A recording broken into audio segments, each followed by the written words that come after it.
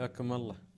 في بطولة كأس العرب المقامة حاليا في الدوحة، تجمع عربي جميل. ونقول هارد لك اللي طلعوا من البطولة، ومبروك للي صعدوا، وإن شاء الله فالهم التوفيق.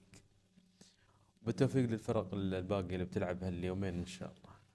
أنا شفت تغريدة في منصة من منصات التواصل الاجتماعي. منتخب فلسطين وسوريا بكل جدارة صعدوا، مستواهم الفني ممتع.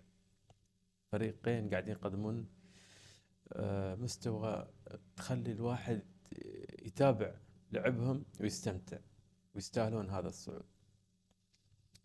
بس في بعض الحسابات، يعني نحن صراحة قبل لما نتابع البطولات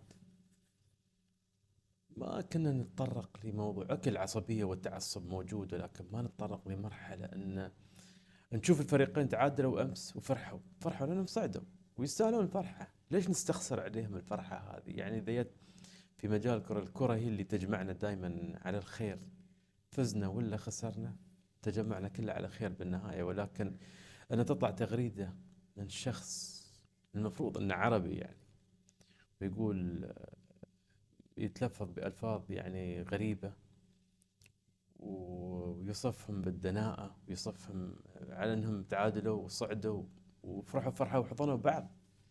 يا أخي ليش نستخسر عليهم الفرحة هذه؟ خلهم يفرحون. وين المشكلة؟ صعدوا بجدارة، صعدوا.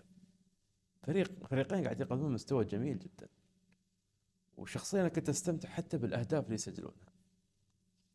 فلا ما نطلع مثل التغريدات هذه. نحن كل اللي نقوله ألف مبروك لهم، وإن شاء الله يوصلون للنهائي.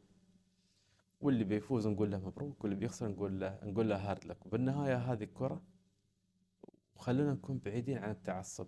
بنتابع منتخباتنا، بنتعصب لمنتخباتنا، ولكن بدون ما نغلط ونجرح على الفرق الثانية المشاركة. وكل واحد له حق إنه يفرح ويفوز.